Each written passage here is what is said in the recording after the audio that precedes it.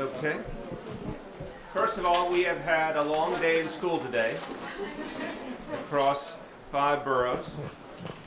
We visited 5 wonderful schools. We were outside a 6th wonderful school known as Brooklyn Tech, first thing in the morning.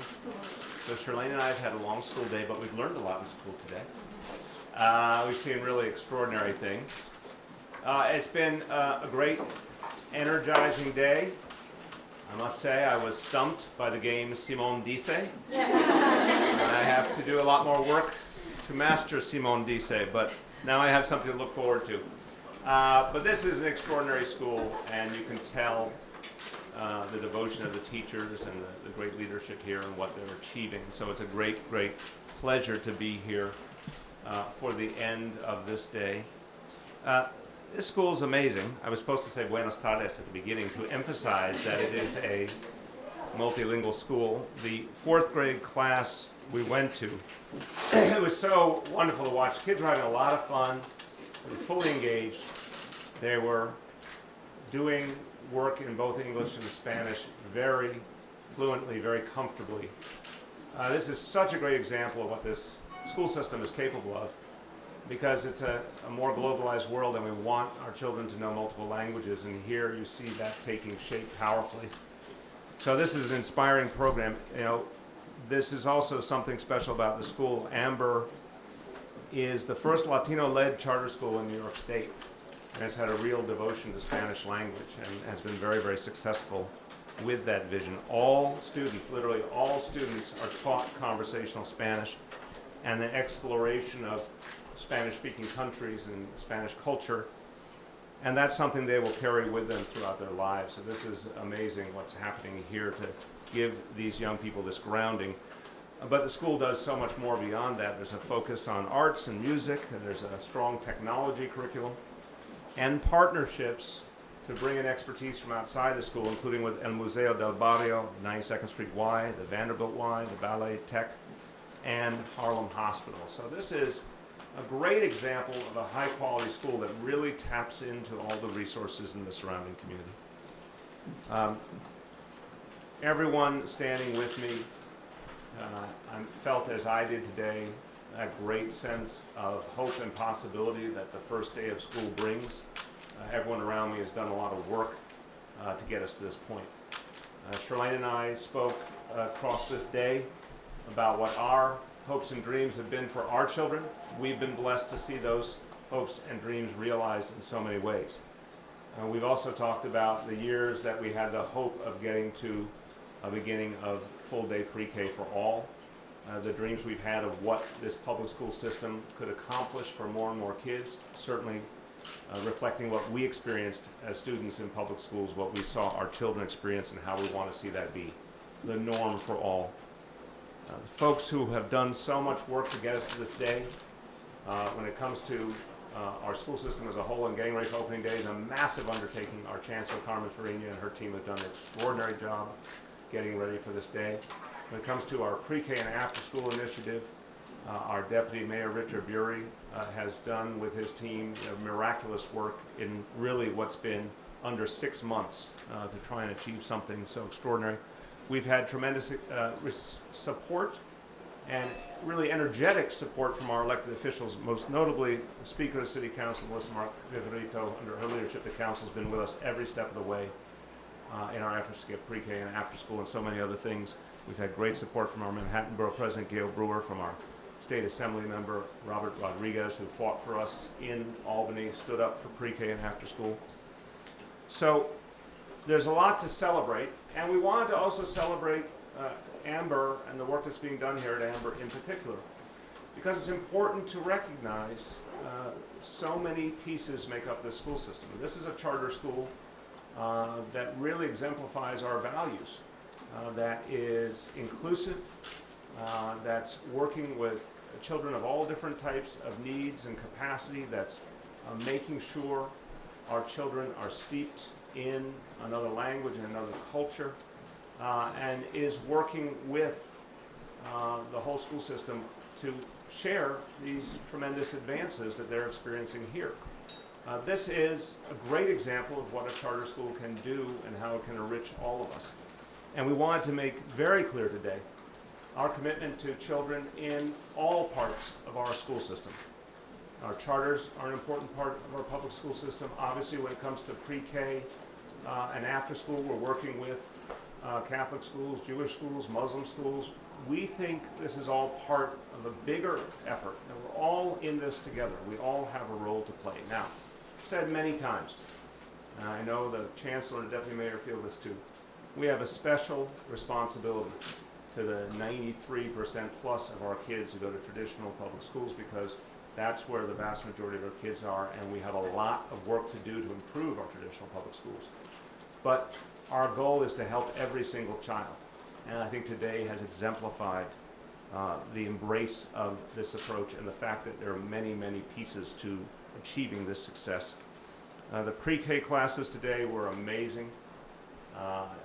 Every time you go into one of these classrooms, you see something that's inspiring.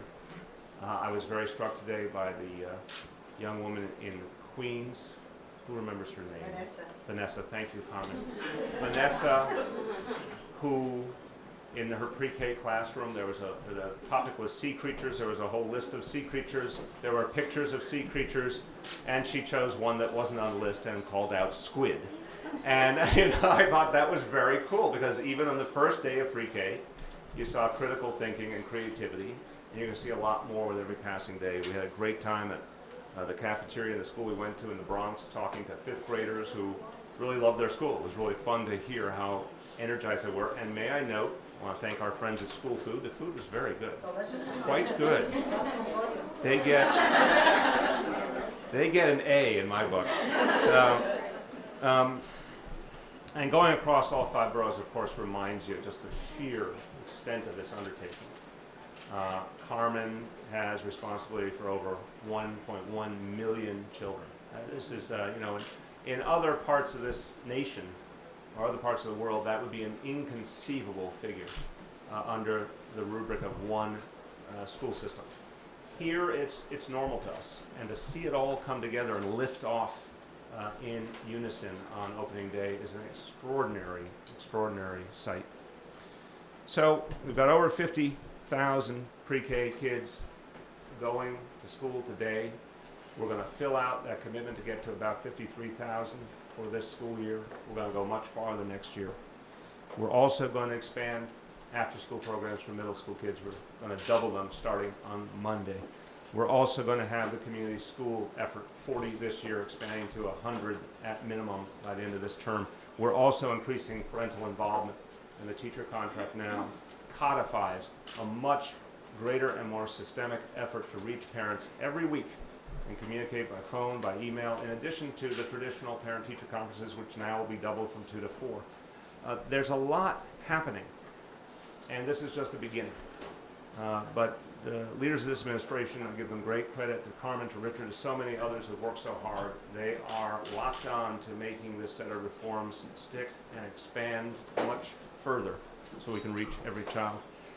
I'll call upon a couple of my other colleagues, but just a quote from Nelson Mandela that really summarizes why pre-K has been our #1 initiative, why education is the top of the list when it comes to the efforts we want to take to address inequality. Mandela said, "Education is the most powerful weapon which you can use to change the world." There's no question. That is the view of this administration. We get education right.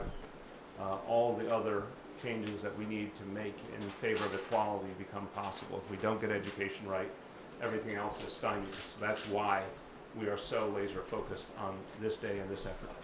With that, I'd like to call up some of the folks who have made this day possible. I can't say enough good about Carmen Farina. I can tell you just one experience from today. Wherever I go, teachers just run up to Carmen. They want to be around her. They know she's one of the great teachers this school system has ever produced, and it's so great to have someone with that respect and renown as the head of our school system. I invite forward our Chancellor, Carmen Farina.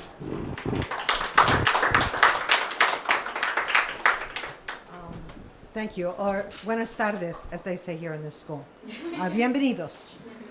I just want to say that we went to 5 boroughs and 5 schools, and yet there was something in common that they all have. Number one, they had highly energized teachers. Every teacher, it's warm today, it's the first day of school, they're coming from vacation. Every teacher was at the top of her game. And I think that's phenomenal.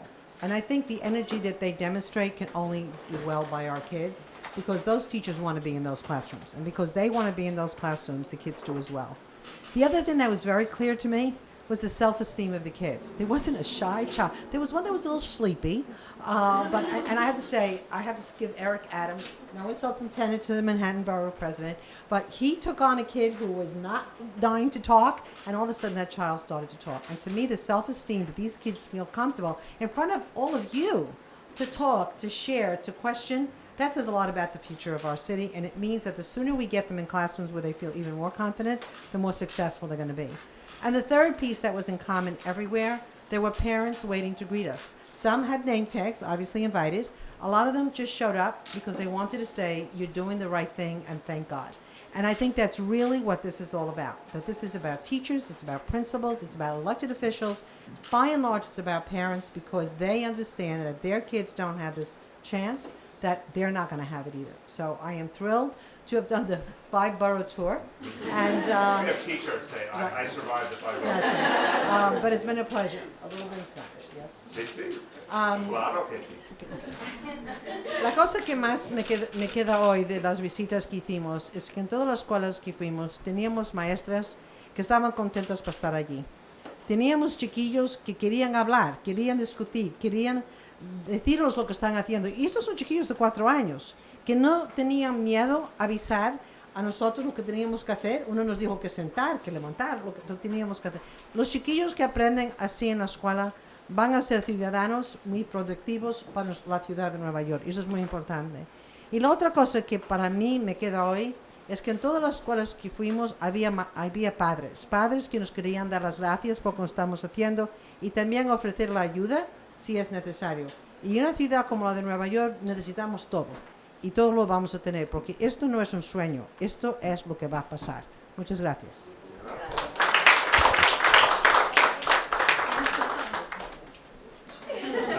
I have mentioned that our Deputy Mayor, Richard Bury, was asked to do something on an incredibly tight timeline.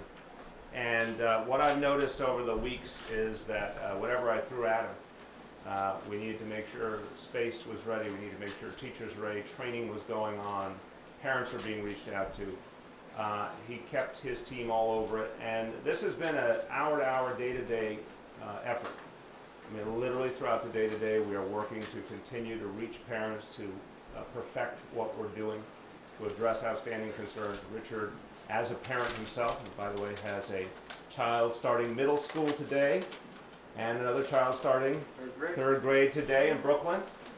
He understands how important it is for us to constantly communicate with our parents and work to address their concerns. I just want to make one note before I call Richard up. You know, we had a big discussion and an important discussion last year about the role of parents. I've said many, many times, parents are the first and last teachers of our children. I think in the past in this school system there was not a sufficient respect for parents. There was not an organized and coherent effort to support parents, to involve them, to show them the tools to best help their children. The efforts to solicit parent input were often quite minimal. And parents felt it. They felt in many cases that they didn't belong, they weren't welcome, they weren't being listened to. And that's not a formula for progress. It's certainly, if you don't treat people as stakeholders, they don't act as stakeholders. We believe parents are profoundly important stakeholders in this school system, and part of how we'll make this change is by treating them with that respect and that inclusion.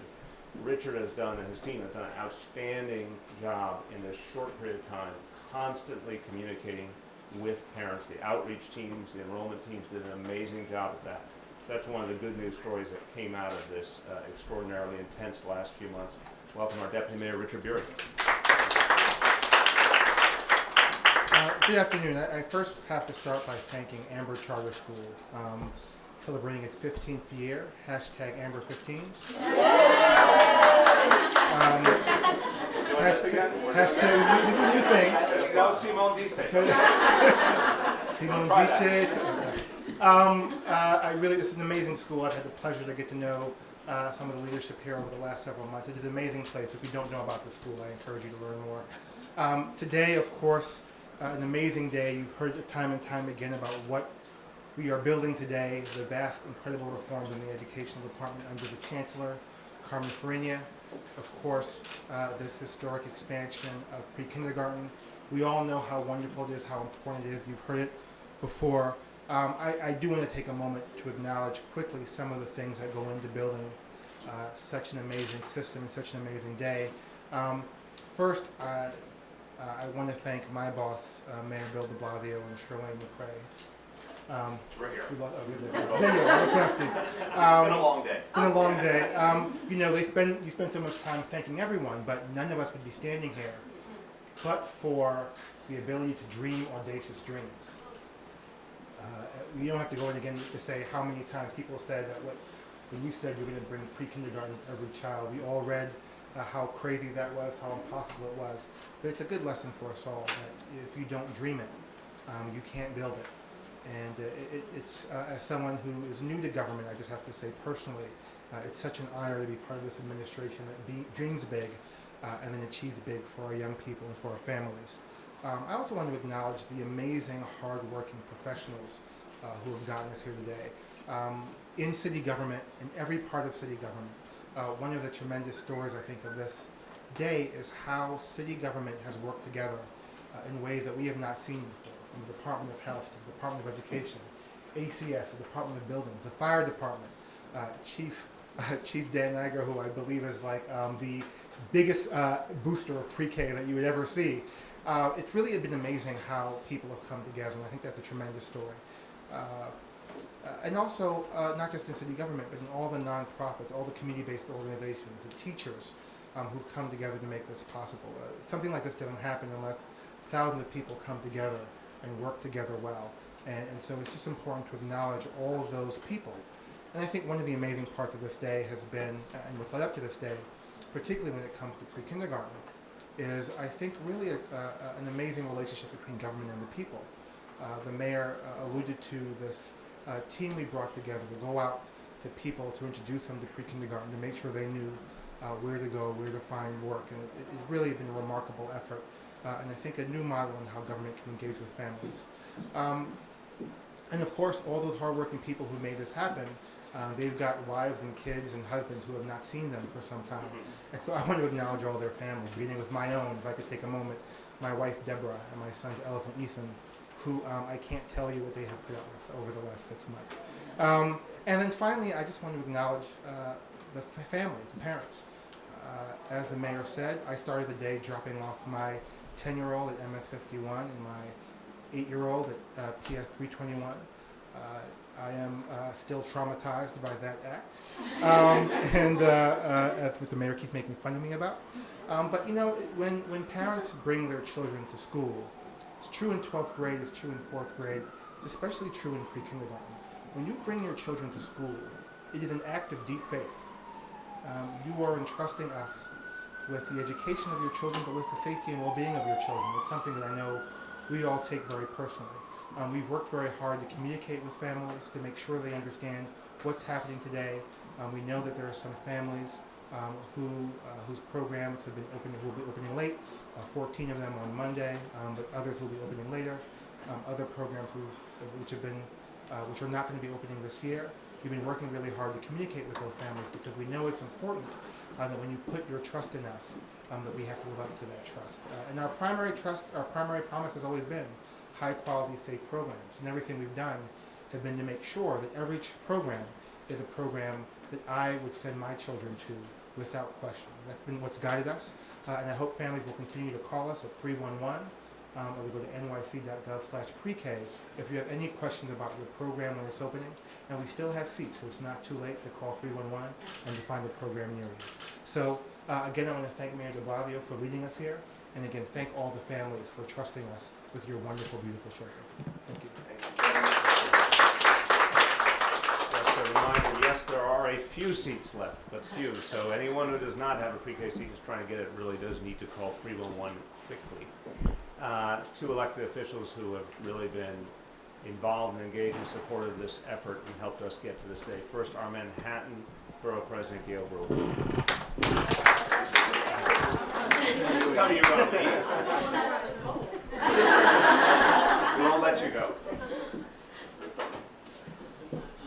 Thank you very much, Mayor de Blasio, and I also had the opportunity to visit a school in District 5 this morning, both a middle school and an elementary school, and to talk specifically about the pre-K. It's a school that has a couple of current pre-Ks, and then, as I told the mayor, a new pre-K. The new pre-K, the current ones are beautiful. The new one is awesome. It has my favorite, wood shellacked floors, and it's ecstatic. And then this amazing furniture that is wooden and on wheels, and it was an open room. They said the mayor wanted it to be airy and light. That was the exact word of the teacher. And the fact of the matter is, the excitement was in the air, and the excitement of being able to offer enough pre-K so there's no waiting list. This school's very popular, there's a long waiting list, and now everybody can go to pre-K.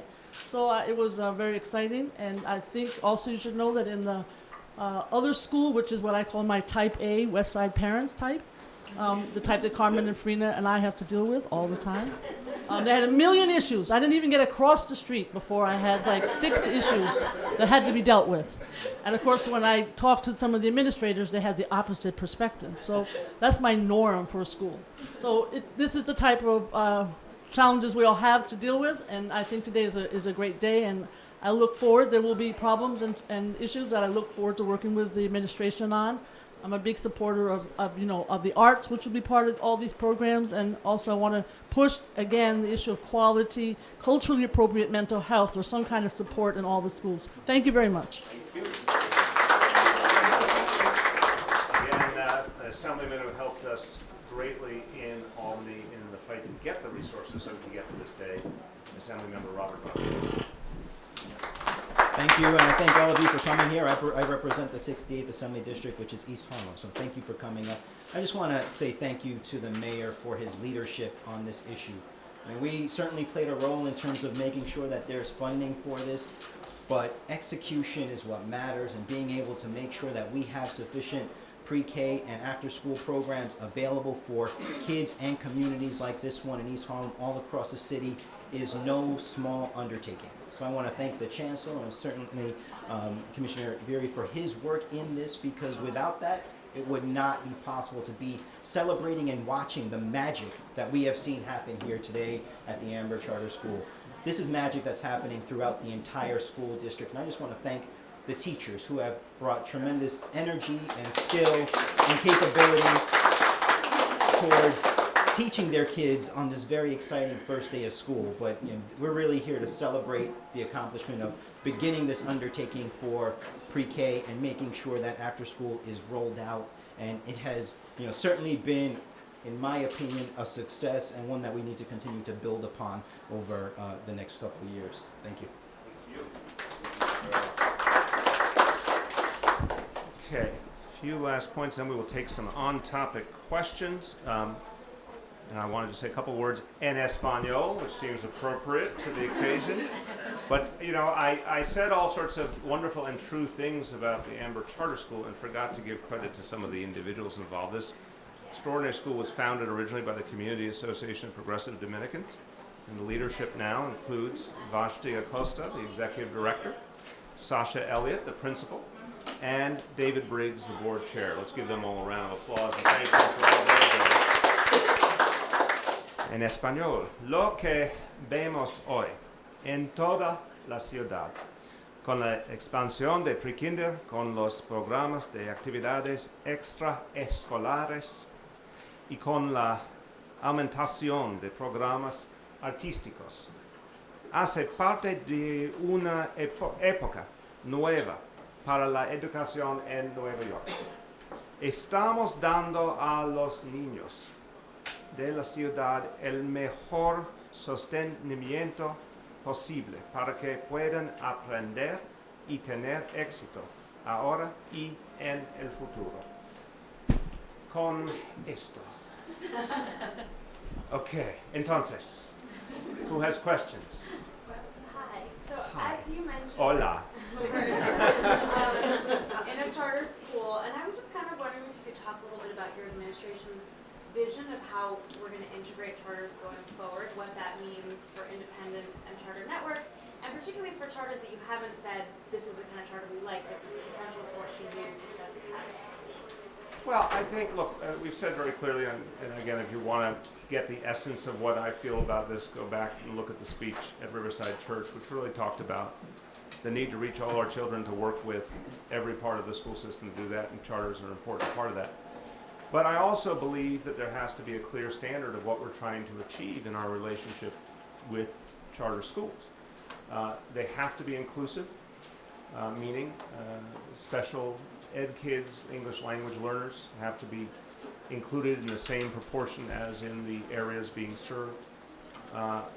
We believe fundamentally that children need to be supported throughout their time in a school, and it's very important that charters retain the kids they start with, whether they are academically strong or academically challenged. It's very important to us to not just dwell on standardized testing and not focus on teaching to the test, but focus on multiple measures and teaching critical thinking and teaching problem solving. So, I think this is really quite straightforward in the sense that we have a public school system.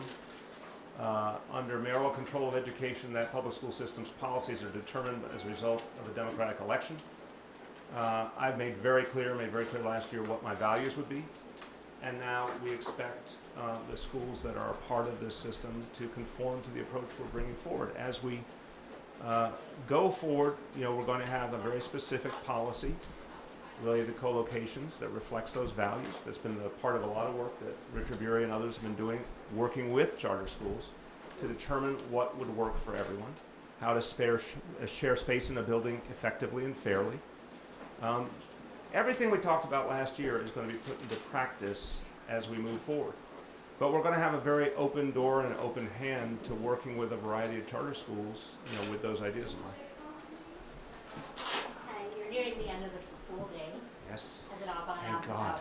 without incidents or? I need nap time. I was not given a snack at the appropriate hour. Yeah, I think we have to put those in at City Hall. Yes, your question. Has the day gone off without incident, or have you heard of any questions? I think it's been a very strong start to school. Obviously, the chancellor has more details than I have, but I can say, having talked to parents around the city, having gotten a lot of updates, I think things have gone very smoothly. I think there's been great coordination on the ground. I think this chancellor really focuses on collaboration and communication, and I think it shows. I think the whole atmosphere in the school system is more tranquil, more purposeful at the start of this year than I think it was last year. And I think that's because Carmen has set the right tone and people feel it and they appreciate it. So I think it's been a good, strong opening. Mayor, can we I heard a voice. Dave. in the last few days, though, we focused a lot on the numbers of 9, 36, Yep. 1,700. And out of 1,700, that's not a lot of schools. So today, do we have a number on schools that did say we had some problems, we were delayed opening, we couldn't open? Yep. Do you have any kind of figures like those yet? Well, it's the same so take yesterday's figure with an update. 9 that are not going to be open this year. 36 that had a delayed opening. Right. News flash now, 14 of the 36 will definitely open on Monday. So they will have missed 2 school days. We will make them up in the course of the year. That number might improve in the course of today and tomorrow. So we'll have another update tomorrow. But right now we're holding with the number that 14 of the 36 will open on Monday. Okay, but in addition to these, the chancellor was kind of nodding a little bit. Do you have new information on other schools that did say, hey, we couldn't open today or something? Or we were Other delayed? types of schools? Is that? So the only area that's been an issue has been with the pre-Ks. Just following up on the charter school question, now that the state law requires the city to put charter schools that are expanding or getting new charters in public space, or the city has to pay rent, are you prepared to give city space to something like 17 charters that are waiting to be approved by the SUNY Board of Trustees next month? And many more that are growing, and they're going to say that we have a right to the space because we're adding grades. Well, first of all, I think the state law needs to be looked at very carefully. The state law says that there is a process, and that if that process is not mutually satisfactory to our Department of Education and to the charter, then there's the option to have a legal process, a court process.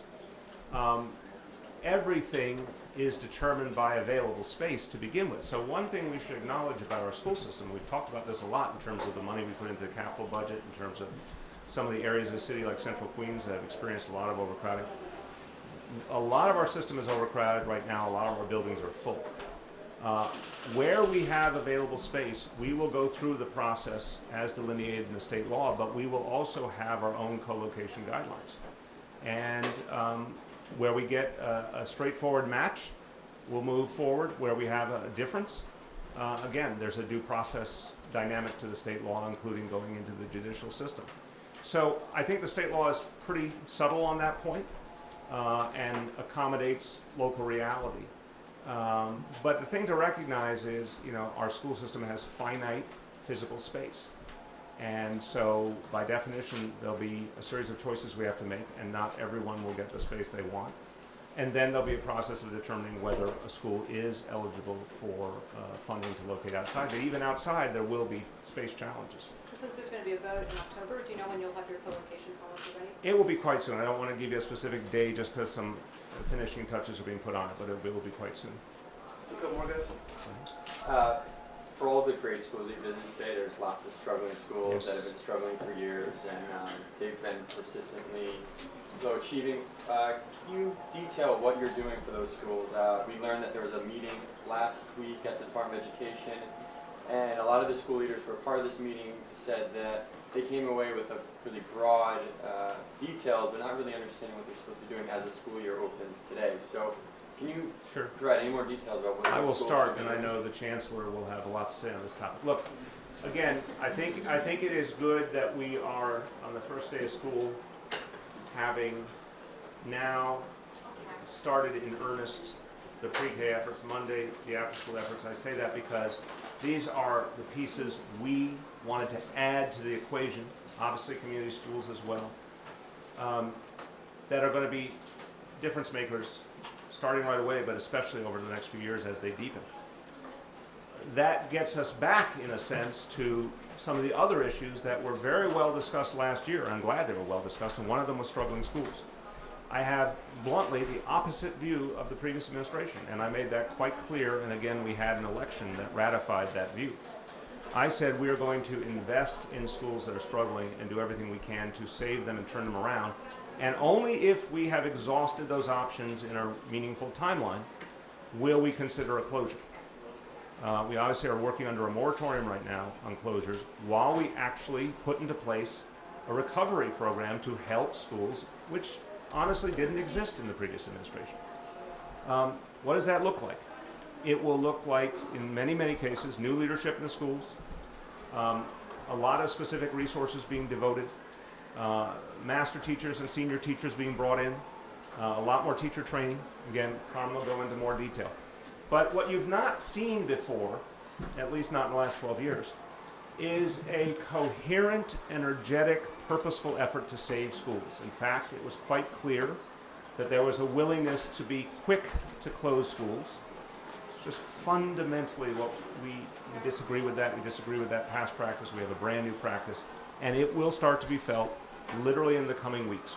That meeting the other day was to begin the discussion, but as we get into this school year, you're going to start to see these actual investments take place in these schools.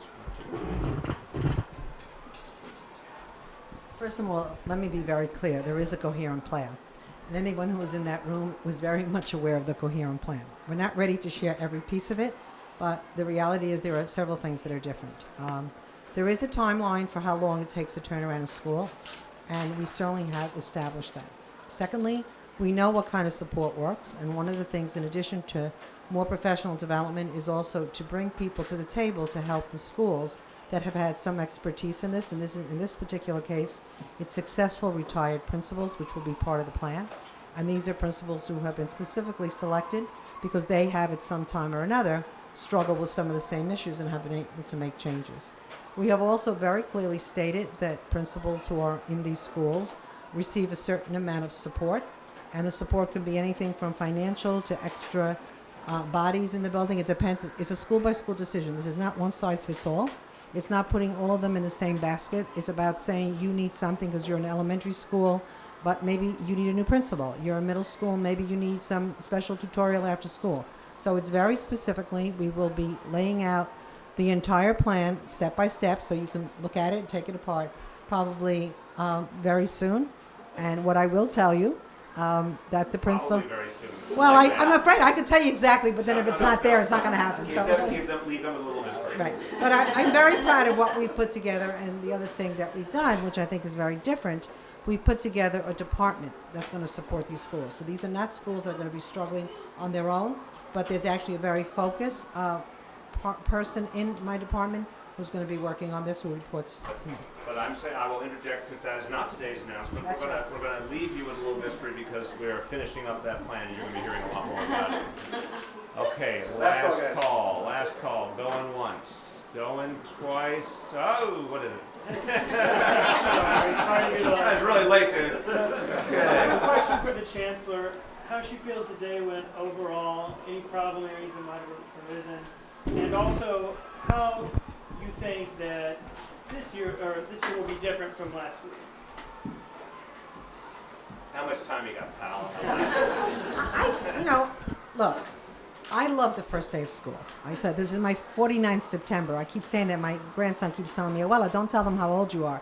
But sometimes with age comes wisdom, and I think I've lived through enough Septembers to know the difference between what was and what could be. And I would say the most important thing is exactly what the mayor said before. And I mean, Sasha greeted me at the door with a big hug and kiss and said, "I've heard you speak before. I'm energized to do the mission because you made it very clear," is really one of the major differences. I had an email today from one of the most renowned principals in the city who said, "Carmen," because I did a video yesterday, and she said, "Carmen, my entire staff saw the video, and one of the things they said is an educator's in charge. She's given us a mission. We're going to make her proud."